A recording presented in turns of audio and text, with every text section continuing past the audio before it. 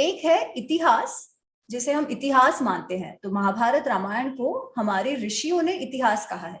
जैसे अगर हम भारतीय शिक्षा प्रणाली देखें और भारतीय लिटरेचर का समूह देखें, तो उसमें हमारे पास श्रुति लिटरेचर है और स्मृति लिटरेचर है। तो श्रुति में तो वेद उपनिषद आ जाते हैं। स्मृति में जो वेदांग आ गए, दर्शन शास्त्र आ गए, धर्म शास्त्र आ गए, साथ ही इतिहास पुराण आए।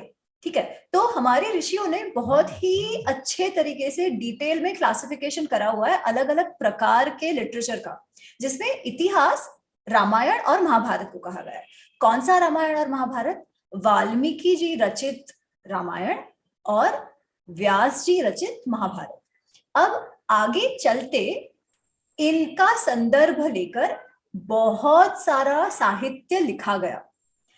हर एक और जो लिखा गया साहित्य वो बहुत अच्छे उद्देश्य से, बहुत अच्छे भाव से लिखा गया, हर समय के आवश्यकता के अनुसार लिखा गया।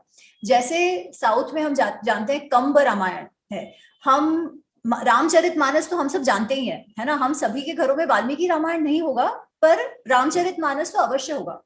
तुलसीदास जी ने जब रामचरितमानस लिखा, तब हम ऐसे समय से पसार हो रहे थे कि हिंदुओं के लिए जीवित रहना एक चैलेंज बन गया था, है ना। मुगलों का समय था, हमारे मंदिरों को तोड़ा जा रहा था, हमारे अस्तित्व पर एक प्रश्न चिन्ह लग गया था।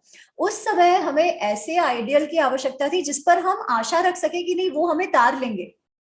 और उस भाव से, क्योंकि तुलसीदास जी के इष्ट श्री राम थे, तो उन्होंने उस भाव से एक स्तुति काव्य लिखा रामचरितमानस, जो उन्होंने वाल्मीकि जी रचित रामायण का संदर्भ लेकर लिखा है। ठीक है, तो अगर वैसे भी हम देखें तो मूल रामायण तो वाल्मीकि रामायण होगी इतिहास के परिप्रेक्ष्य से।